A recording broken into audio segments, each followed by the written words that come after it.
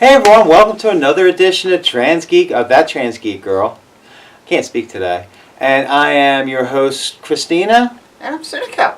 And we have a very special guest today. We have author Angela Wharton with us today. Hello. And she's here to talk about her book. So first of all, what is your book called? It's called ReBirth, and it looks something like this.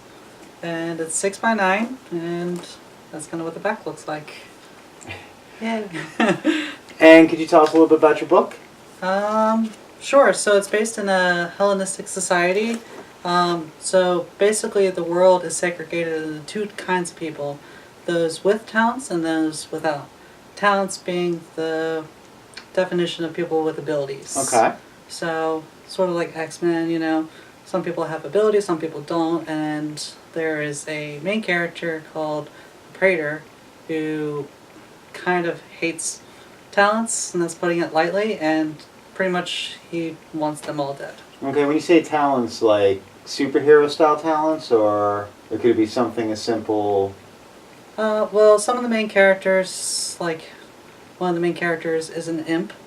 There's another character that is a light caster who controls light. There's one that's a fairy. I mean, it's pretty much... So it's very fantasy driven, but in Yeah. a futuristic society? Is that right, or is it It's pretty much present day with our level of technology, but it's just a different type of world. Okay. So what inspired you to write this? I had dreams about it for weeks and weeks, and finally I was just like, I need to write it down. And my partner Kelly at the time was just like, why don't you just write it? And I wrote it, and I was like, okay, you know, I thought it was going to be like 20, 30 pages, and I got 50 pages in, and I was like, this is going to be a book. And it was. And you've been published as well? Yeah. Published April 15th. Is this going to be just a single entry? Is it going to be, or is it going to be more books? 7 books planned. 7? Yeah. That's Wow. not books. Yeah. A lot of books right there. I have them all like plotted out. I know exactly what I want to So do. what is your inspiration? I draw a lot of inspiration, mainly from Greek mythology, because the book is based around Greek mythology, Native American mythology.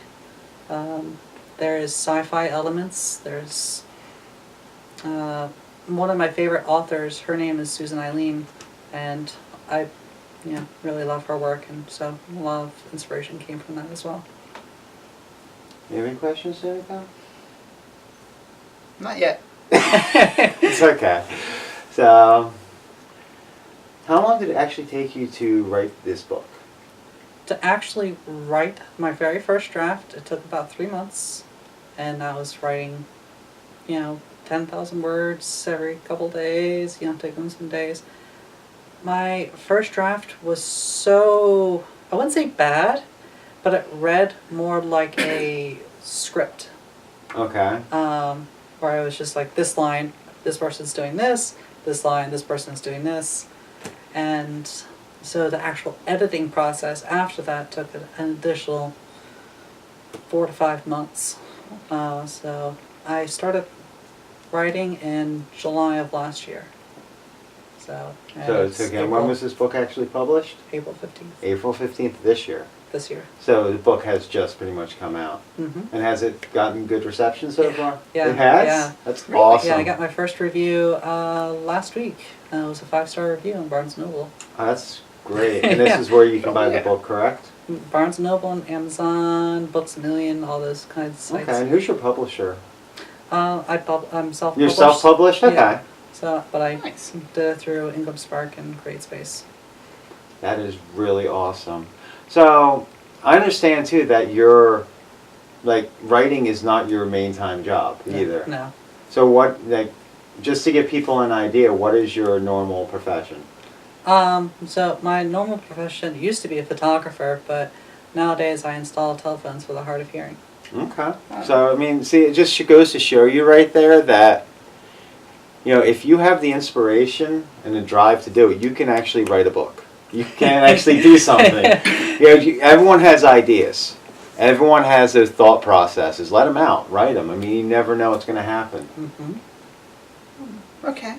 What kind of tips or advice would you give to someone trying to write a book or get it published? Patience. Always pays to have someone else take a look at it, because there's always been errors that I haven't found. For instance, I had several people read it before I sent it to my editor, but near the end of the book, my brain had gotten stuck and repeated the word 6 times. Which word?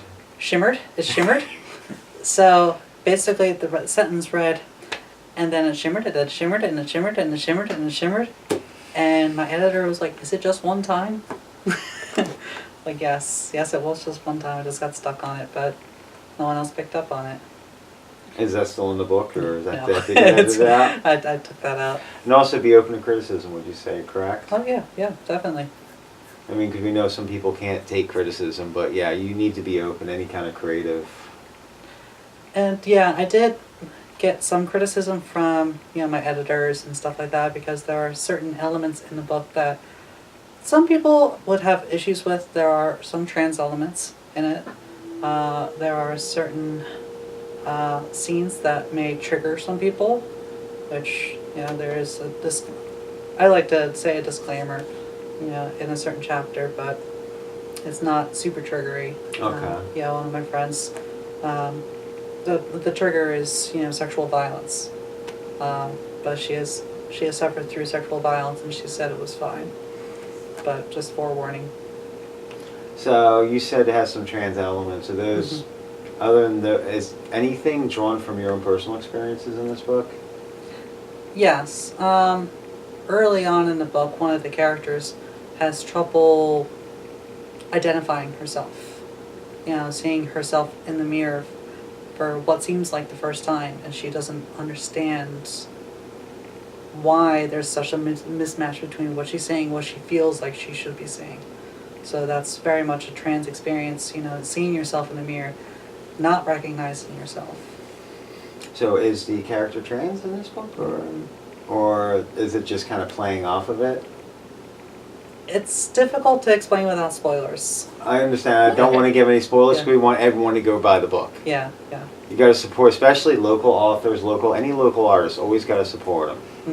Because without the local authors, local artists, even local screenwriters, stuff like that, it's not go. The problem is, and I'm just going to talk about that for a second. We can actually make this into an open discussion as well. Okay.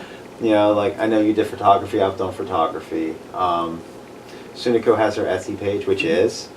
That's Magnolia and Kitty on Etsy. There you go. There's your weekly plug. Yeah. But yeah, I mean, we Link all. in the description. Yep, there will be a link in the description, as well as a link to buy Angela's books as well. So, Yes. Cool. which I need to send me those links. By Yeah, the way, yeah, but- I got you.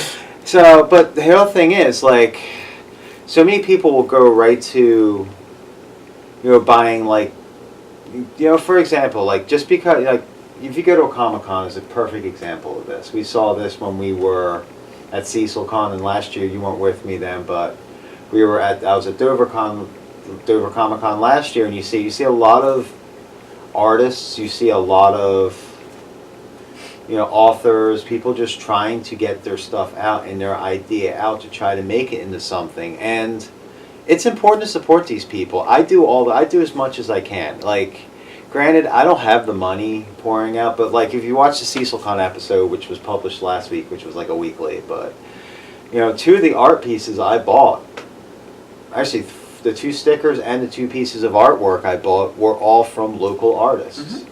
I mean, granted, they were themed off of other things, but it was still a local artist I purchased from. Like, I could have went on Amazon, I could have went on eBay, I could have went anywhere and bought an actual licensed print or whatever from, of whatever I wanted, but instead I decided to buy these artist prints because they mean a lot more to me. Same thing at Dover Comic Con, where I had got the Helsing, the Ceres Victoria's Helsing drawing, which I absolutely love, and I always get them to sign it too, because signing it to me is very important. Because it's not that, it's like showing, hey, I really like this, I want you to sign it, so that way I know exactly what's going on. So what do you guys feel about that? Oh yeah, definitely support your local artists. Yeah. Actually, the artist that made the front cover, he wasn't local, but he was someone that I found online, and he had his Redbubble page, and with a bunch of different art, and I fell in love with this picture.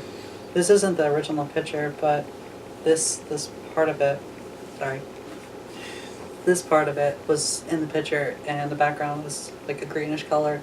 And I messaged him, and I was like, I absolutely love this, and I have a book coming out, and I would love to use this. And he was like, sure. And he even added the lightning at the top for me, and he did a really fantastic job. That's great. And it definitely goes with the theme of the book. Actually, I want to read it really badly. I think you've known that. It's just, I have to get around to ordering the book, so. Yeah. That's like my biggest thing right now. It's like, I really need to, but we had to get you on the show to talk about it anyway. Sure. So what are your personal experiences with dealing with local artists as well? Let's talk about that for a second. Seeing that you are a local artist. Yeah. Tsuneko is a local artist. I'm an aspiring local artist because I haven't really done much yet, but... That's a tough market to be in, because, it's so convenient just to go on Amazon and buy things, and, there's a certain quality there when you buy it from the individual person instead of having it mass produced. Oh, yeah. Yeah, it's a certain artistic touch. It's also a nice, like a unique accountability with it too. Mm-hmm. Yeah. Like if you go buy something from, it's like, once again, you go to a con, you go to a flea market, because you even see people selling stuff at flea markets that they make themselves. Mm-hmm. Guaranteed probably no one else has that same item. I mean, a Exactly. book's a little bit different but it's good to get the name out there, and it's good to get it. The more people read it, the more people go, hey, I really like this book. The more that book will grow. And that's important because, something, like, I will say right now, like, I'm so tired. I'm so tired of seeing remakes coming through every 5 minutes.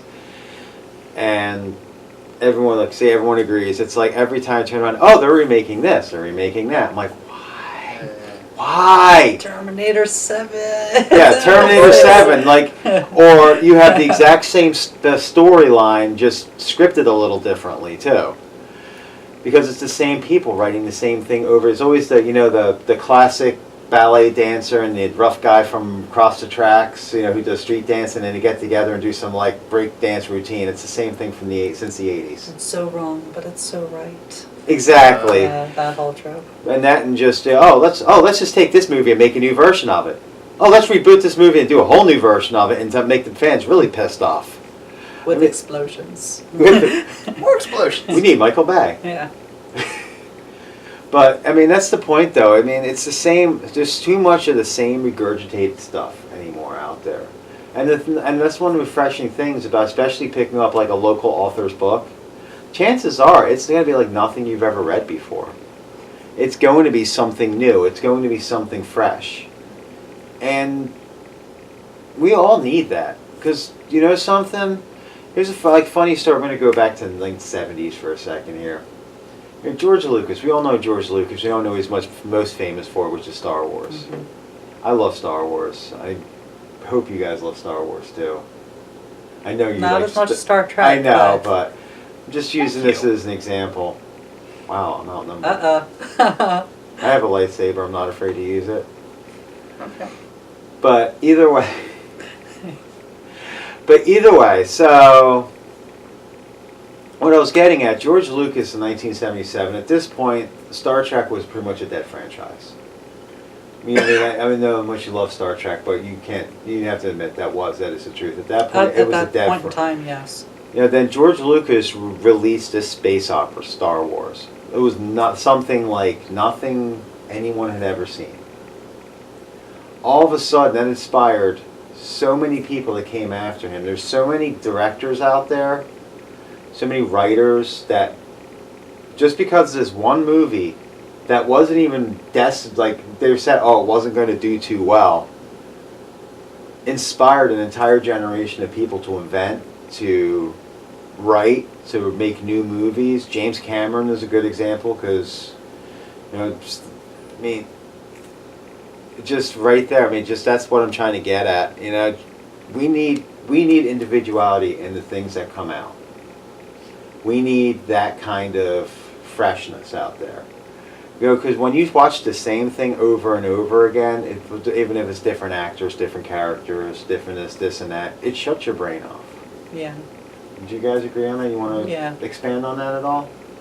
Yeah, I mean, you become stagnated. You don't grow anymore. You don't have different experiences to draw from. It's all the same stuff over and over. So, when it's new and it's fresh, it's really invigorating. I mean, another good example, I'm actually going to let Tsuneko talk about this, is that game you've been playing. Oh, was that Splatoon? No, Valley. Oh, Valley. Oh yes, that was. Is that one on Steam? It's on Steam. I Yeah. think I've seen that. Yeah, I haven't bought it yet. It's a pretty lovely experience. You get a suit that helps you with parkour. You get to traverse a valley through a storyline.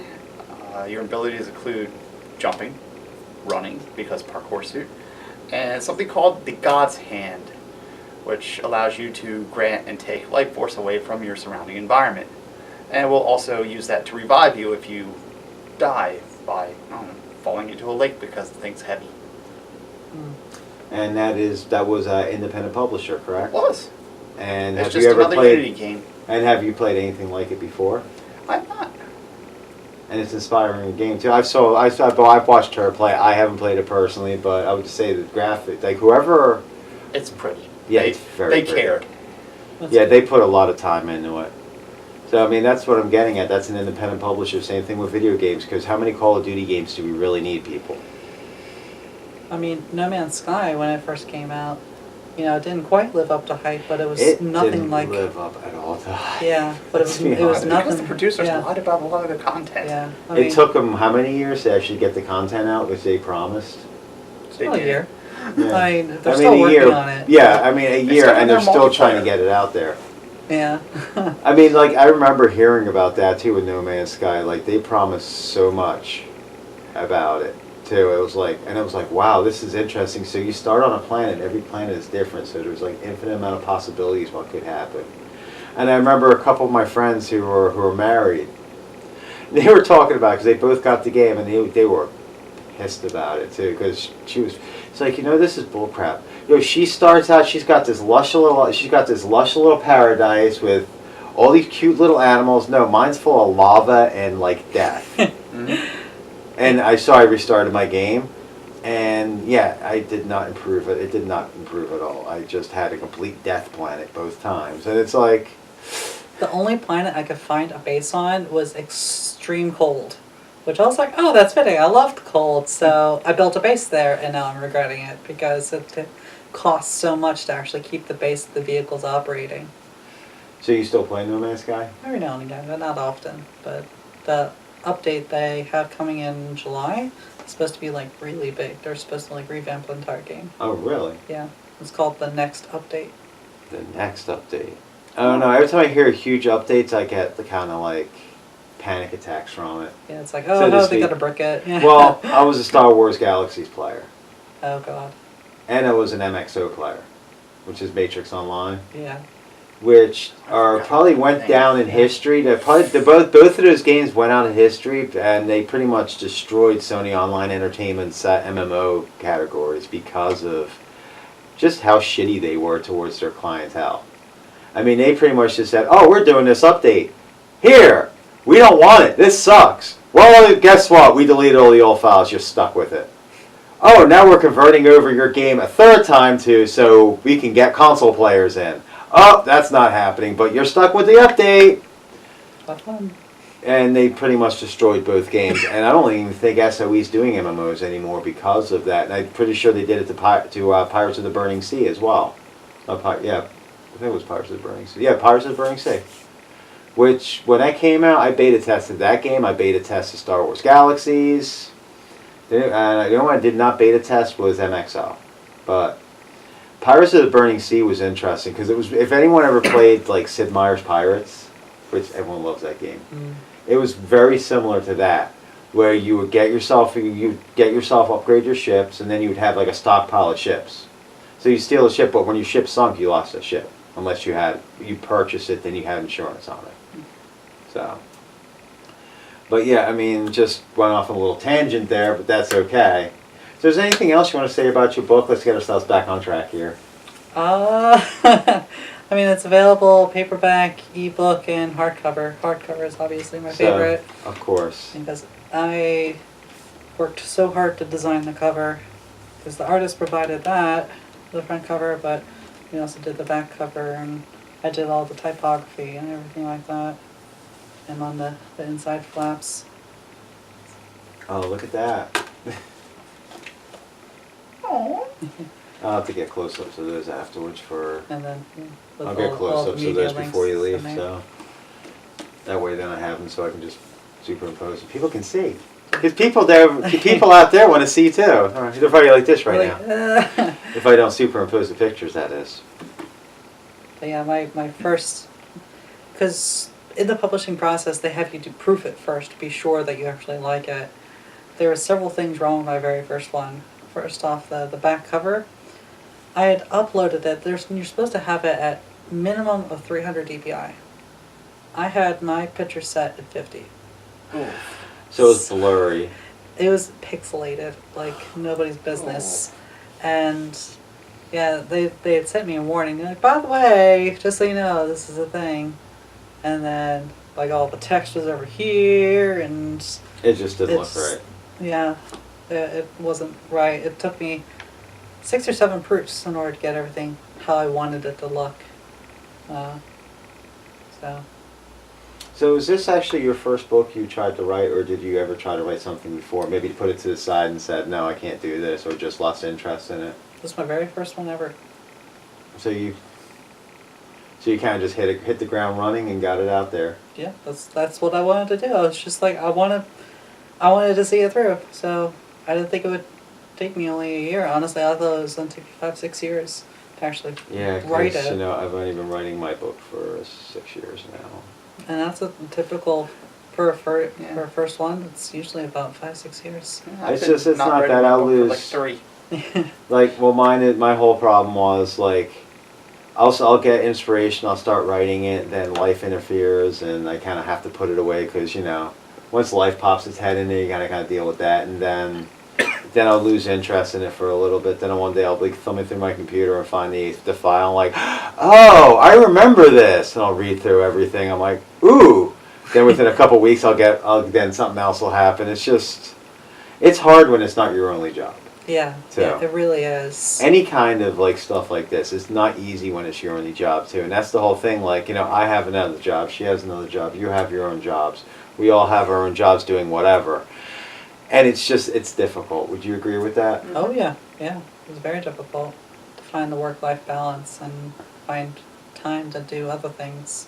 I mean, it's not like movies. A lot of times I see movies when it involves writers, you know, they'll move out in the middle of the countryside with their typewriter or computer, and they'll sit, and that's all they do for like months. Real life doesn't work like that because we still have bills to pay. Oh yeah. Everyone has bills to pay, unfortunately. I never understood how people are able to do that. Exactly. So anything else you want to add, Tsuneko? No, I think I'm good here. Okay, so where can if anyone's interested in buying your book, where can they go to? So they could buy it on either Amazon, Barnes & Noble, Books A Million.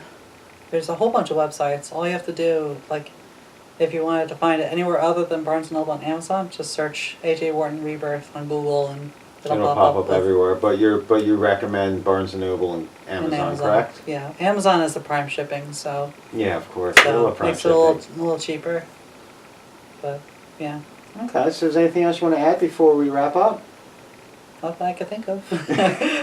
Don't mean to put you on the spot. It's fine. Anything else you want to add before we wrap up? Okay, so I guess that's going to be the end of our episode. Keep it nice and short, which is not a bad thing. Yeah. Okay. That's never a bad thing. So make sure you guys definitely go check out her book. Give us some love to local artists. Check out Tsuneko's Etsy page. Definitely buy some awesome stuff she has going. And she's about ready to put some more stuff up. I'm about to, yeah. So she has some nice new stuff she's about ready to go up there. So definitely check that out too. Mm-hmm. And please leave reviews if you like it. Yeah, and that's the other thing. Please leave reviews. Anytime you buy, especially if you buy online for this one thing I can't talk about real quick. If you ever buy for like, you know, a small, like a local artist, or what was the old term, starving artist? Yeah. Because Oh no, I'm still starving. I was gonna say. Yeah, we're all still starving. Yeah. So But anytime, leave reviews, leave comments. Say what you like, what you didn't like. Because if you loved it, say you loved it. If you hated it, say you hate it. That way then these people can sit there and say, hey, okay, a lot of people didn't like this aspect. All right, so my next book, let me correct that. Yeah.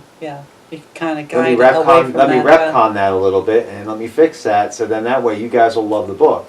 It's the same thing with, your crafting. Mm-hmm. Somebody says, I really don't like how you did this with the Tea Crasher kit. I'm just using that example because I love the Tea Crasher kit. Oh. So you would actually sit there, okay, if they don't like how this is, let me see what I can do to fix this. And maybe even reach out to you and say, hey, okay, so you don't like this, so what would you think be a good fix for this? Yeah. What would you like to see instead of this? It's something that's very, it's part of the creative process almost. Oh yeah. You gotta get feedback. You gotta. So, it's the same thing here with this podcast. Seriously, I need comments. It's nice that, I get likes and whatever else, but if I don't get the likes, I don't get the comments, I don't know if I'm doing things right. So, you watch it, don't just watch it and then go zip off, because I know when you guys watch it, because it tells me how many people watch everything. Mm-hmm. Just tell me, click, oh, I love this, no, this was weak, blah, blah, blah, blah, blah. Don't worry about hurting my feelings. Just tell me what you like, what you don't like. That way I can custom tailor the show. Other than that, if you want to support me, because I know I'm a lot different platform than a book writing thing, or with Etsy, we have a Patreon page. Go to the Patreon page. $1 a month, $5 a month. That's it. Help support us. This does cost money, unfortunately. This camera I'm using right now is not my normal camera I use for the computer because we're doing an interview. I had to buy that out of pocket. Everything we do here costs money. Mm-hmm. Publishing a book costs money. I'm sure you had to pay for the artwork. You had to pay for, publishing, everything. The editing, yeah. And, when you make your stuff, you got to pay for your Etsy. You got to pay for materials. You got to pay for, pretty much. Also, time. Time is very important. This episode, for example, didn't just happen like that. I was in contact with you for 2-3 weeks beforehand, and we were arranging everything. That's time. Time is money. Anyone who's successful in business will tell you that. I have when this episode's done, I got another 2 hours on an editing bay. It takes time for me to assemble things, and seriously, like myself, a lot of artists pay themselves a lot less than minimum wage. They have to undercut themselves just to survive. Keep the things affordable for the customers, or else I'd be charging $20 for a bracelet. Yeah, because that amount of time and care is what goes into it. Just remember, support your local artists. Help us all get where we should be and where we deserve to be. That's the biggest thing I can bring out of this whole thing as well. Because if you don't support your local artists, then you're not supporting ideas. You're not supporting invention. So that's all the time we have for this week, though. I'm Christina. I'm Tsuneko. And this is That Trans Geek Girl. Remember to check out the links in the comments for Angela's book, Tsuneko's Etsy, and our Patreon, and every other link associated with this page, which is, I should have a long list at this point, Yeah. but that's okay. But until next time, you all stay safe, and you all have a good one. きっと約束だよいつかまた同じ笑顔で